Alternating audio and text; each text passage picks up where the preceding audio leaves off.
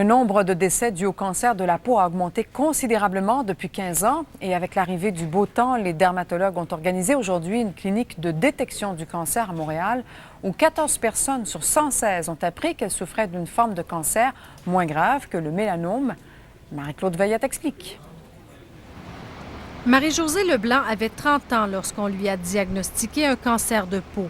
Le retrait d'un mélanome, qui n'était pourtant pas plus gros que le bout de son petit doigt, a laissé des traces.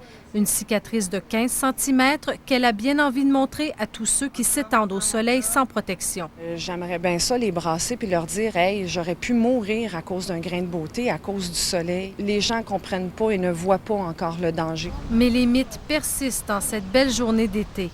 Pas de crème solaire. Oui, mais je sors, je m'en vais à la maison, je reste pas longtemps. Là. J'ai enlevé mon chandail, je fais 7-8 tours, je m'en vais à la maison. J'arrive pas besoin, je suis assez bronzée. Il y a pire que ça dans la vie, hein? Est-ce que vous vous crémez normalement? Non, jamais. Les dermatologues s'inquiètent de l'augmentation depuis 15 ans du taux de mortalité lié au cancer de la peau. 23 % chez les femmes, presque le double chez les hommes. Les femmes sont plus conscientes de leur corps, s'examinent plus souvent leur peau, donc peuvent détecter plus facilement des changements. Dans le cadre de la semaine de prudence au soleil, les dermatologues ont tenu des cliniques de dépistage un peu partout au Québec. Plusieurs en ont profité. Avez-vous des doutes sur un grain de beauté qui pourrait être suspect? J'ai une plaie, ça fait peut-être 1 an et demi qu'il ne guérit pas.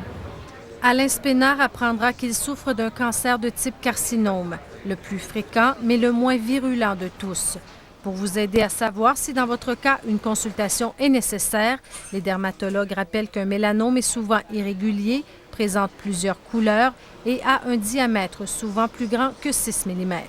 Comme les effets du soleil sont cumulatifs, il faut donc opter dès l'enfance pour les chapeaux, la crème solaire, sans oublier d'éviter les bains de soleil entre 11h et 15h. Marie-Claude Veillette, Radio-Canada, Montréal.